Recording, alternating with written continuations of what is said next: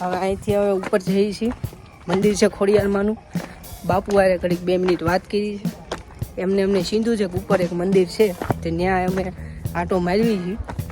અહીંથી ખૂબ જ ઊંચું છે. અહીંથી કોઈ સીડી નથી.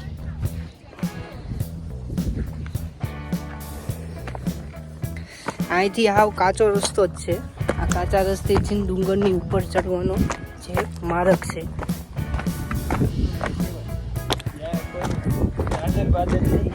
हाँ, यहाँ से सीढ़ी नहीं है. यहाँ से हमको ऊपर चढ़वाना है. जय श्री राम, हर हर महादेव. और અહીંયા અમે ચડી ગયા છીએ ઉપર. હાવ ઉપર ડુંગરની ટોચ ઉપર આવી ગયા છીએ. અહીંથી તમે જુઓ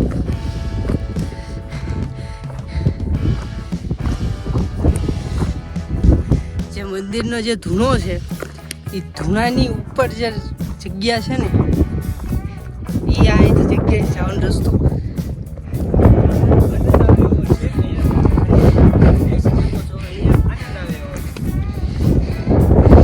સુકૂન મળે છે અહીંયા મહાદેવની બધી જગ્યાએ. ફેમિલીમાં જો તમે આવો છો તો અહીંયા ઘડી વિશ્રામ કરજો. અહીંયા બે એવી જગ્યા પણ ઘણી છે.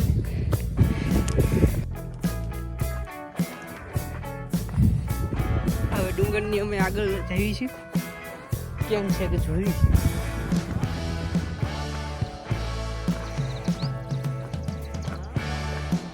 ડુંગરની ઠેઠ ટોચે ચડી ગયા છીએ અમે.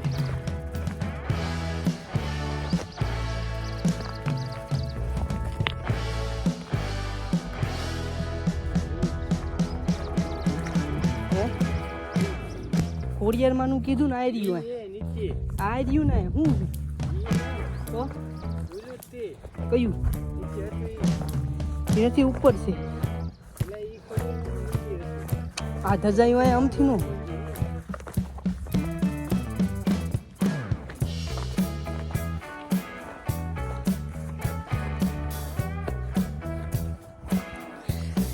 અહીંયા જો તમે આવો તો ફૂલ સેફટી સાથે. અહીંથી નીચે ગરકવાની શક્યતા. જ્યાં તમે જોવો છો ખોડિયારમાંનું મંદિર છે જે બાપુ એમને સીધું છે. ત્યાં અમે પહોંચી ગયા.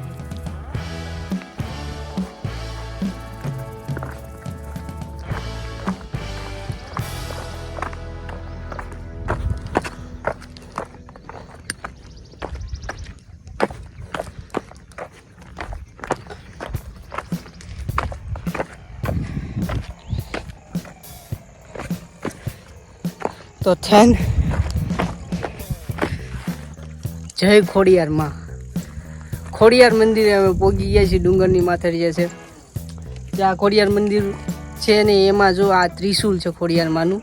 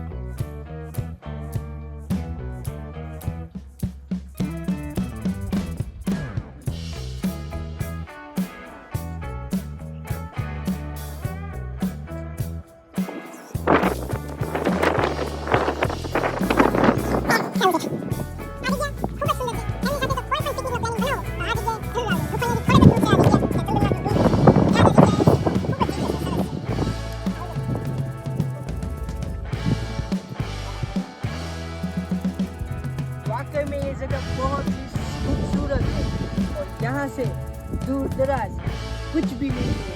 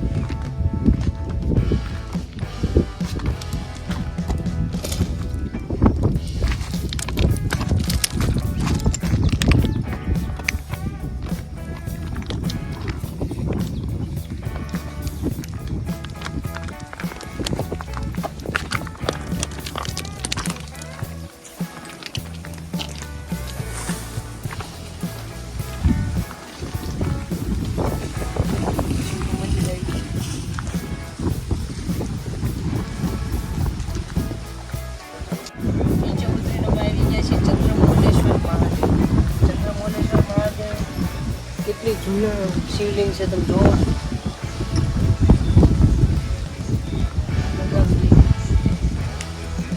હવે આ નગારું તમે જુઓ કઈ રીતે છે. આ નગારામાં પેલા તુલસીનો ક્યારો હતો એમ કહેવામાં આવે છે. અત્યારે ત્યાં વડવાઈ નીકળી ગઈ. પછી બહુ જૂનું નગારું છે.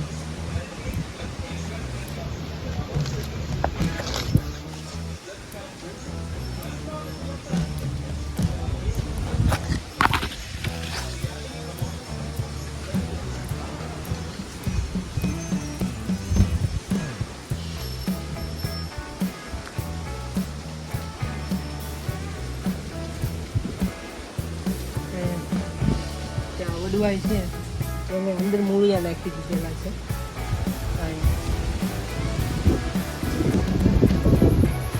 પછી આ એક વડવાઈ એની અંદર મૂળિયા નાખી દીધા.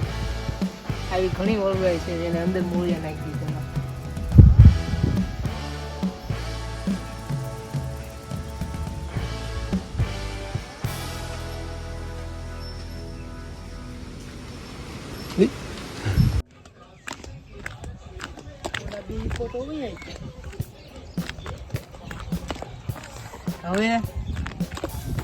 હવે આપણે ચંદનગીરી ડુંગરની નીચે ઉતરીએ છીએ અને અહીંથી આપણે બ્લોક પૂરું કરવાનું થાય છે. પછી આપણે નીચે હે ને આમાં બધો ઇતિહાસ કહેવાનો.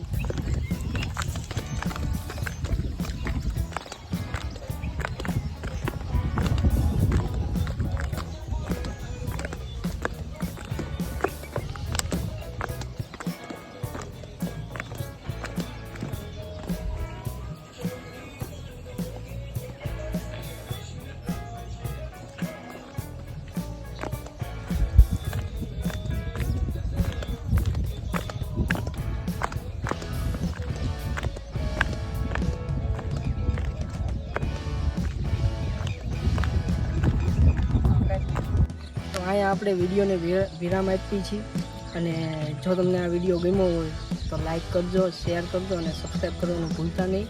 એટલે આ વિડીયોને અહીંયા અંત આવે છે. અને મારો બ્લોગ છે તમને કેવો લાગ્યો એ કોમેન્ટ બોક્સમાં જરૂર કહેજો. હું રિપ્લાય પણ આપીશ. જય મહાદેવ.